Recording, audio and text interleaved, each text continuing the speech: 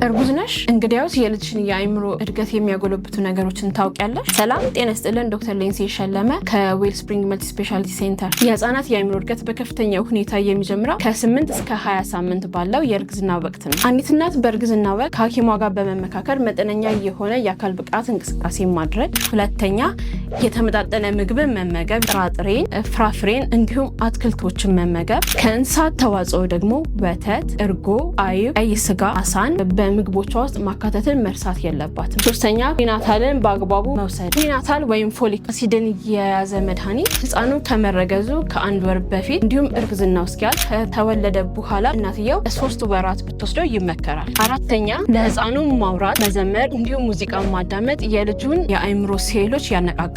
አምስተኛ በቂ ረፍትን ማድረግ። አንዲት እናት ከ7 እስከ 9 ሰዓት እንድተኛ ይመከራል። ይህም የሚጠቅመን ደምና ኦክሲጅን ወደ ህፃኑ አእምሮ በፍጥነት እንዲሄድ በማድረግ ህፃኑን የአእምሮ እድገት ያፋጥንልናል። በተጨማሪም ኮርቲሶል የተባለውን ጎጂ ሆርሞን በመቀነስ ሜላቶኒን የተባለውን ጠቃሚ ሆርሞን ወደ ህፃኑ እንዲሄድ ያገለግላል። ስድስተኛ አንዲት እናት ሲጋራ ከማጨስ፣ አልኮል ከመጠጣት እንዲሁም አደንዛዥ እጾችን ከመጠቀም መቆጠብ አለባት። እነዚህ ነገሮች መጠቀም በህፃኑ የአእምሮ እድገት ላይ እክል ስለሚያመጣ አንዲት እናት በእርግዝና ወቅት ከነዚህ ሱሶች ራሷን ሙሉ ለሙሉ መጠበቅ አለባት። ለማንኛውም የህፃናት ህክምና አገልግሎት ማዕከላችን ዌል ስፕሪንግ መልቲ ስፔሻሊቲ ሴንተርን ይጎብኙ። አድራሻችን ፉሪኖክ ኪናሞል ህንፃ 100 ሜትር ወደ ውስጥ ገባ ብለው እያገኙ ነው። ወይም ደግሞ ስክሪኑ ላይ ባለው ስልክ ይደውሉ።